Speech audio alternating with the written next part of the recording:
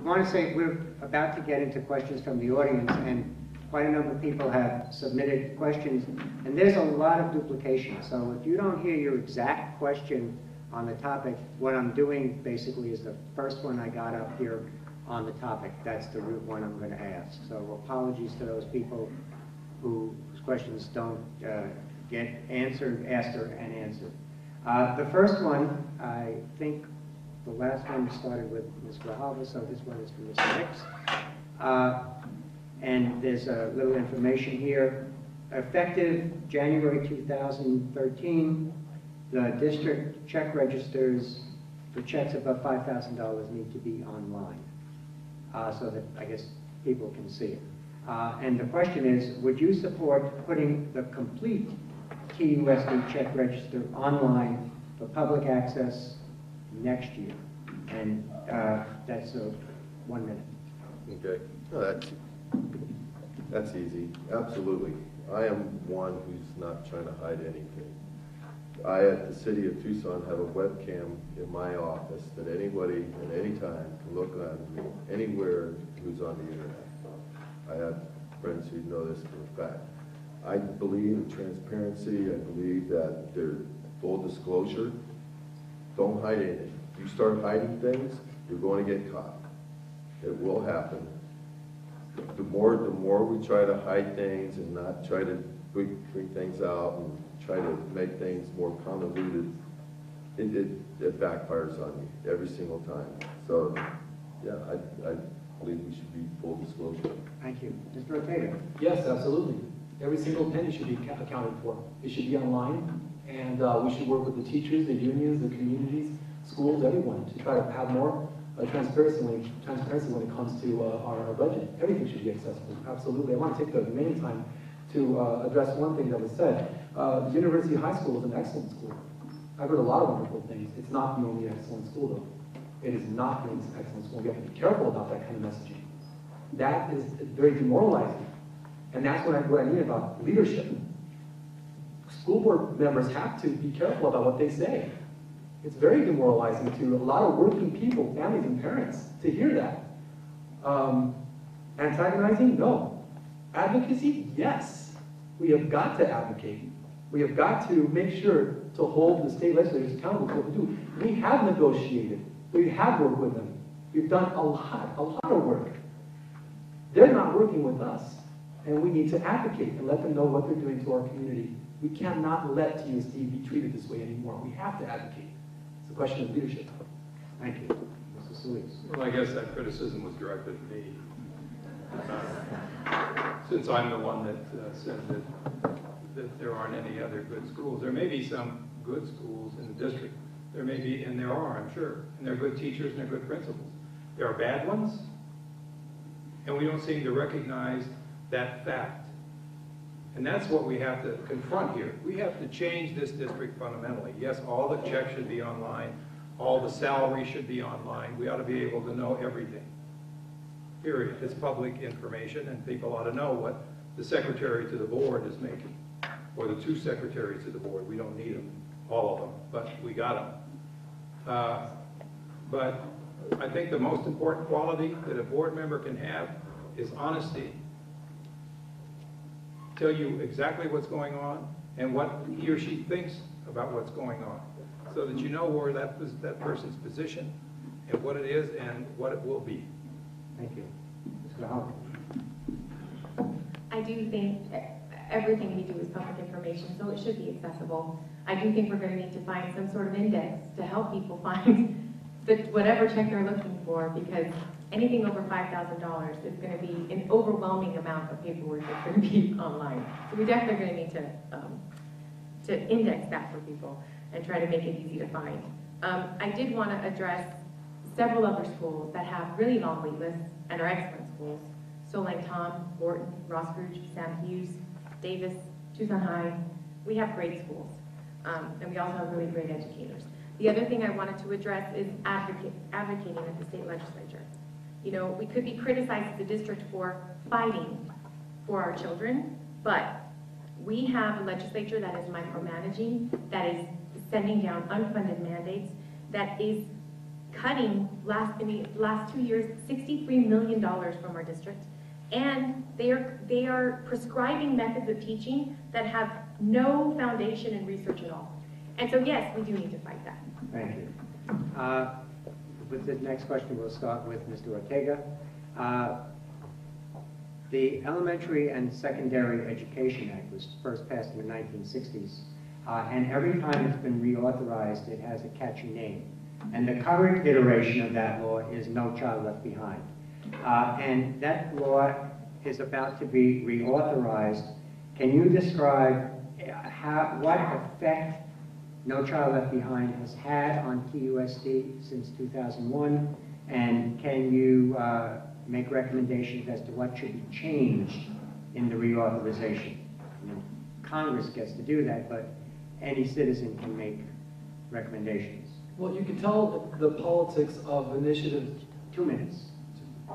You could tell the motivation behind efforts like No Child Left Behind when it comes to how success is measured. It's highly political. When you look at the way we test, I mean, there was a teacher, my understanding, who committed suicide in Southern California. I don't know if any of you heard about that. But there, what's that? Roberto Ruiz. Okay, yes. He was a longtime teacher in that area, and he was very proud of working in some very tough neighborhood and very low income. And there was a policy in California, I don't know it completely, but I understand it was about, the way it worked is that you would reveal the teachers that were underperforming and those that were performing in the newspaper.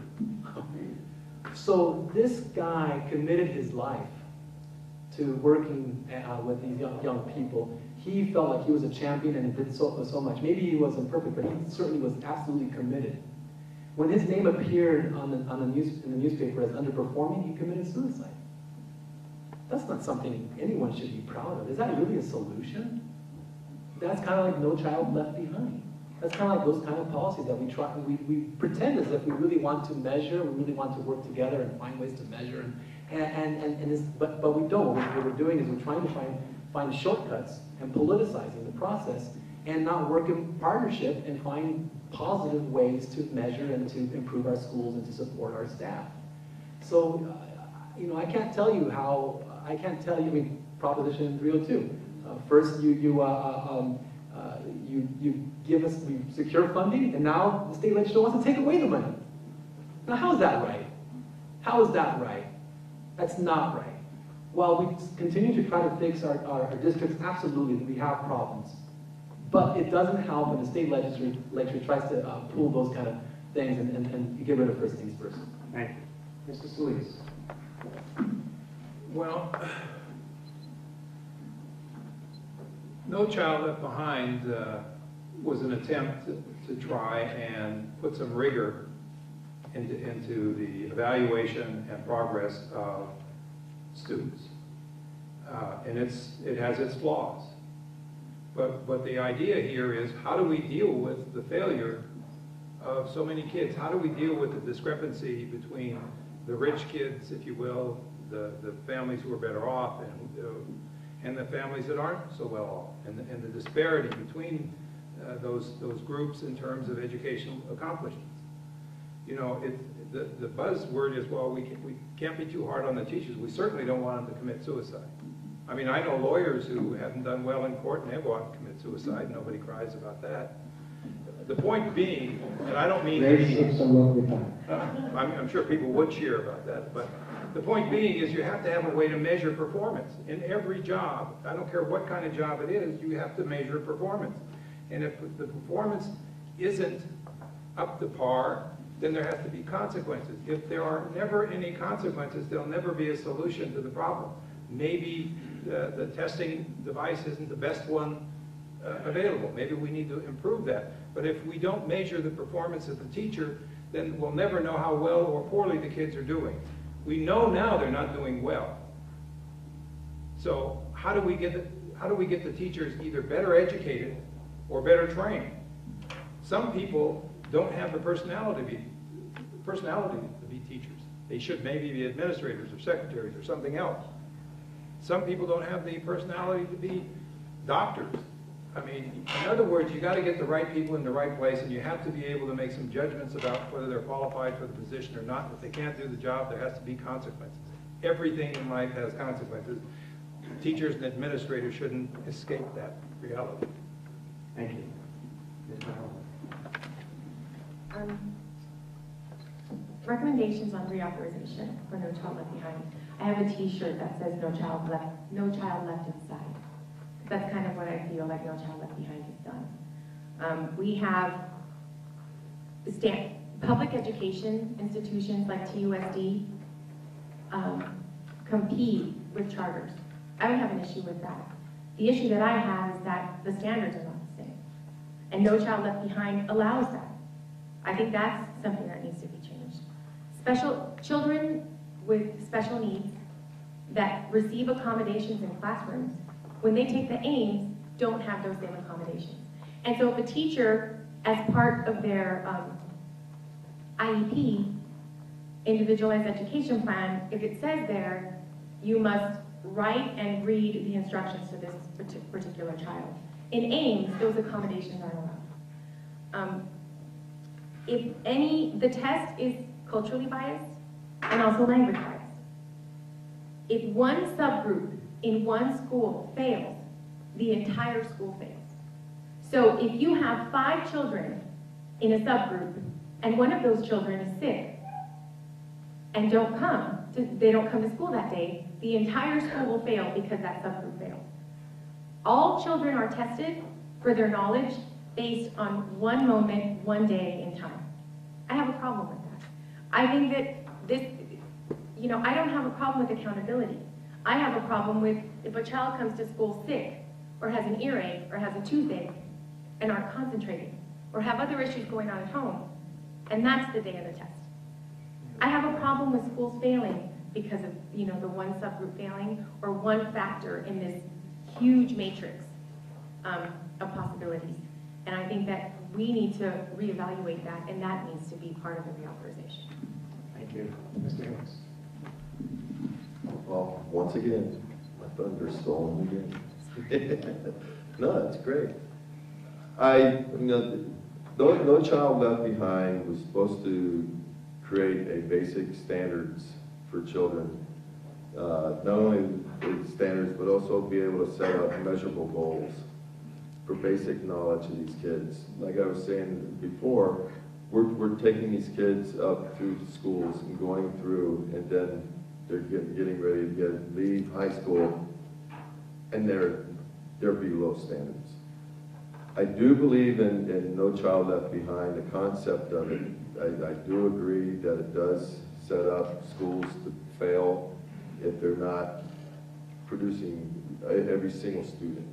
My child takes it all the time. Like I said, I've been in TUSD for the past 13 years with my son and my daughter. I've seen these, and I've seen the kids going through these, also even through the AIMS testing weeks that they go through. I think that we need to look at how No Child Left Behind should be implemented, and then try to correct some of the issues like what Ms. Gruhava said, and one student messes up or isn't there who's sick, the whole school fails. I have to say that sometimes this moderator thing, I really have to bite my tongue, and No Child Left Behind is one of those areas. But I'd be happy to give you guys a right answer on that.